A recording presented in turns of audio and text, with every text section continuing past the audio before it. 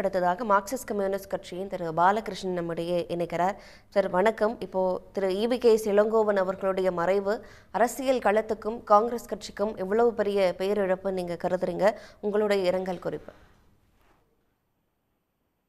காங்கிரஸ் கட்சியினுடைய மூத்த தலைவராக, தன்னுடைய மாநில தலைவராக, மாநில பொதுச் செயலாளராக, ஒன்றிய அரசினுடைய அமைச்சராக, நாடாளுமன்ற உறுப்பினராக, இப்போதும் சட்டமன்ற உறுப்பினராக என்று பல்வேறு பொறுப்புகளில் பணியாற்றிய ஒரு காங்கிரஸ் கட்சியுடைய மூத்த தலைவராக இருந்த திரு ஈபிகேஎஸ் இளங்கோவனுடைய மறைவு மிகுந்த அதிர்ச்சி அளிப்பதாக இருக்கிறது என்பதை நான் தெரிவிச்சுக்க விரும்புகிறேன்.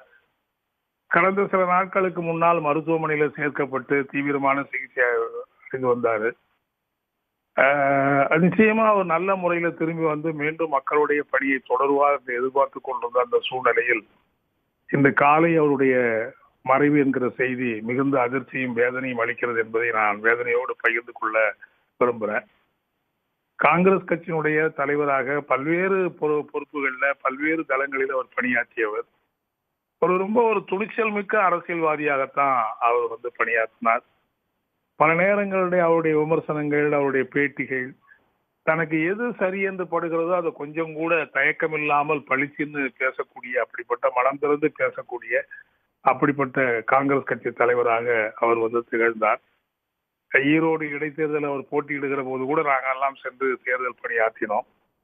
மற்ற காங்கிரஸ் கட்சியினுடைய தலைவராக இருந்தாலும் மற்ற தோழமை கட்சி தலைவர்களோடு ரொம்ப வாஞ்சையோடு ரொம்ப நெருக்கமா பழகுகிற அப்படிப்பட்ட பண்பு கொண்டவர். பல நேரங்களில் பல சந்தர்ப்பங்களை சந்திக்கிற போது ரொம்ப நெருக்கமா ரொம்ப மனம் திறந்து பேசக்கூடியவர். சமயத்துல பார்த்த தோழமை கட்சி தலைவர்களுக்கு உடல்நலம் பாதிக்கப்பட்டிருந்தாலோ அல்லது துயர சம்பவங்கள் ஏற்பட்டிருந்தாலோ நெருக்கமா உடனடியா தொடர்பு கொண்டு எப்படி இருக்கீங்க என்னன்னு கேட்டு அளவலாகக்கூடிய அப்படிப்பட்ட ஒரு பண்பெல்லாம் ரொம்ப பாராட்டு சிறந்த பண்பு அவரிடம் இருந்தது. நான் மருத்துவமனையில சமீபத்துல கடந்த ஆண்டு இருந்த போது கூட தொடர்பு கொண்டு பேசி சீக்கிரமா நலம் பெற்று வர வேண்டும் என்று வாழ்த்துக்களை தெரிவிச்சாரு.